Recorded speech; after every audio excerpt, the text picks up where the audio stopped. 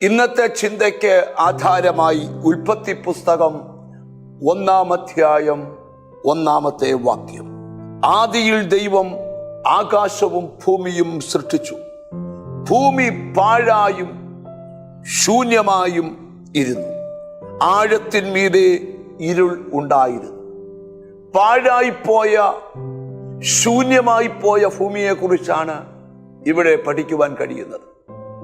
പാഴായും ശൂന്യമായും പോയ ആഴത്തിൽ ഇരുള് വ്യാപരിക്കുന്ന വിഷയത്തിന്റെ മുകളിൽ ദൈവത്തിന്റെ ആത്മാവ് പരിവർത്തിച്ചു കൊണ്ടിരുന്നു.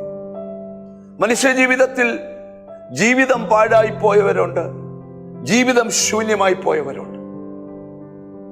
പാഴും ശൂന്യമായ ഭൂമിയെ ദൈവത്തിന് വേണമെങ്കിൽ മാറ്റിയിട്ട് വേറൊരു ഭൂമി ദൈവത്തിന് സൃഷ്ടിക്കാമായിരുന്നു. ദൈവത്തിന് എന്ത് ചെയ്യാൻ കഴിയുമല്ലോ. എന്തിനാണ് ഈ പാഴായിപ്പോയ ഭൂമിയെ വീണ്ടും ദൈവം പണിത് ഇത്ര മനോഹരമാക്കിയത്? അതിനകത്തൊരു ആത്മീയ അർത്ഥം പറയാം.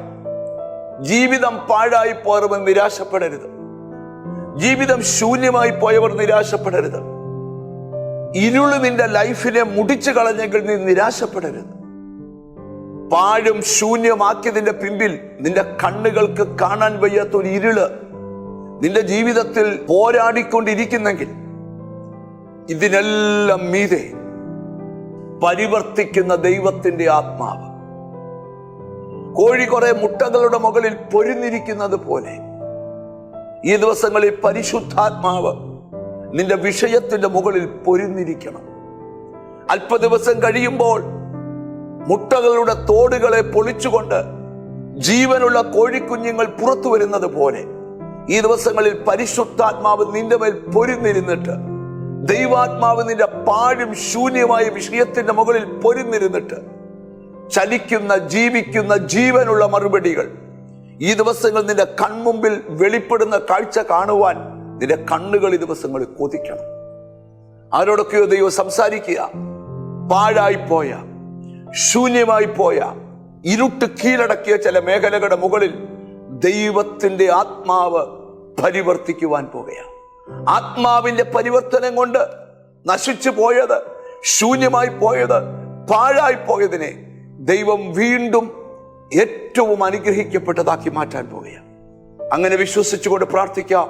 കാരുണ്യവാനായ ദൈവമേ, സ്വർഗസ്ഥനായ പിതാവേ, പാഴായി പോയ ശൂന്യമായി പോയ ഇരുട്ട് കീഴടക്കിയ ചില മേഖലകളിൽ ആത്മാവിന്റെ പരിവർത്തനം ഇറങ്ങി നിൽക്കുന്നത് കൊണ്ട് സ്തോത്രം.